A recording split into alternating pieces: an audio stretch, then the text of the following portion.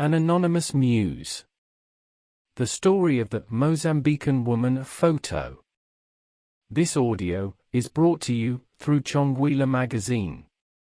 The reader likely knows little or nothing at all about the origins of the photo depicting a woman with a face painted in the Macua fashion, sporting a Capulana headscarf and bearing a shy yet beautiful smile, a photo that is nevertheless widely used, especially on celebratory dates related to women, in Mozambique and in other corners of the world. This image, familiar to all, very quickly became a popular go-to visual reference of the Mozambican woman, with no indication of the identity of the author or of the woman photographed. Today, Xonguila brings you the story behind the photograph told by the author himself who, for the first time, takes credit for his work. The photo was taken by Moses Oliveira, a 37-year-old Brazilian advertising copywriter and photographer. He was born into a humble family in the east side of São Paulo, in the Jardim Sina favela. His childhood was tough and spent on the outskirts, between the Zila Esposito favela in Minas Gerais, and the Da Baronessar favela in Belo Horizonte. He has a degree in advertising and marketing and specialized in creative writing. In 2009, aged just 23, he traveled to Maputo, accompanied by a friend who encouraged him to go and work as a copywriter at advertising agency DDB Mozambique.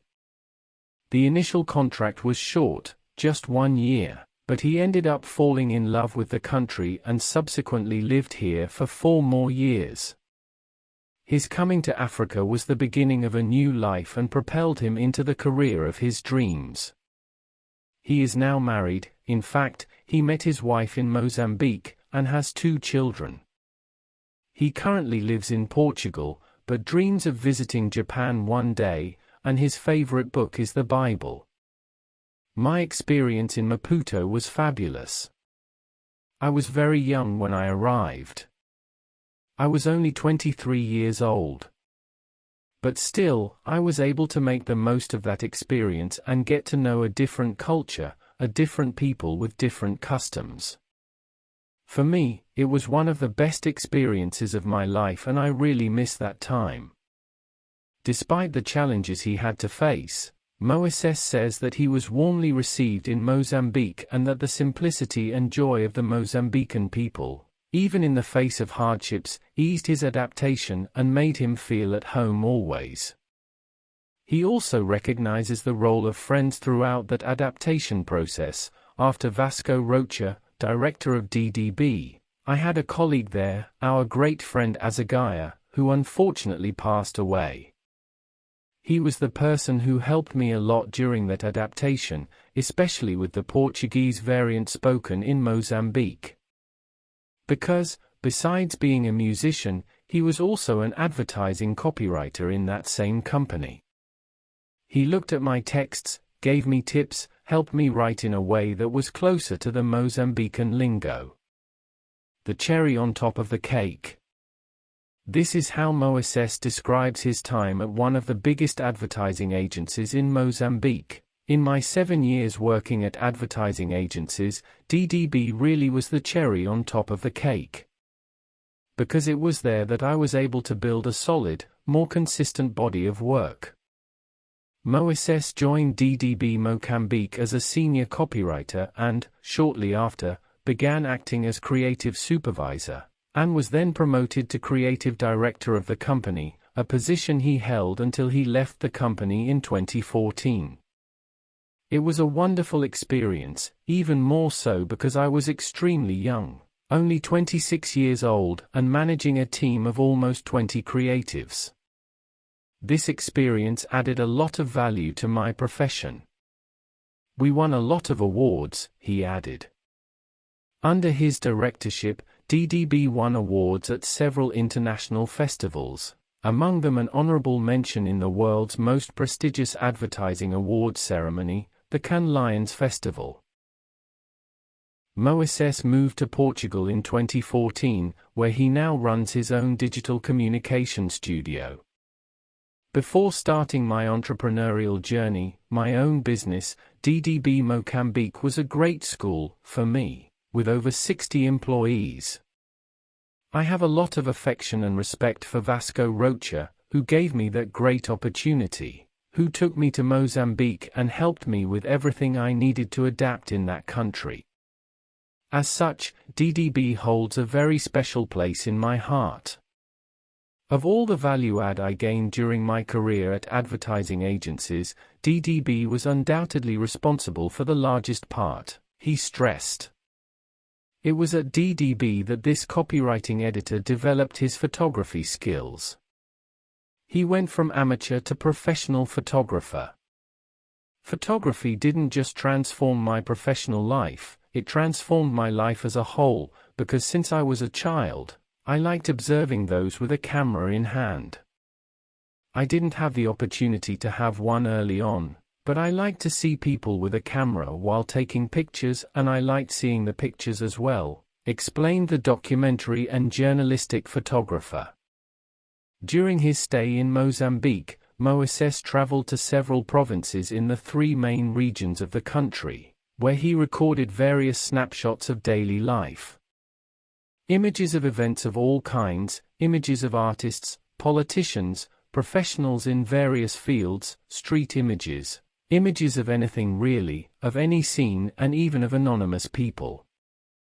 Curiously, his most famous masterpiece is the photograph of an anonymous woman whom he calls his muse, and whom he christened as Mozambican woman.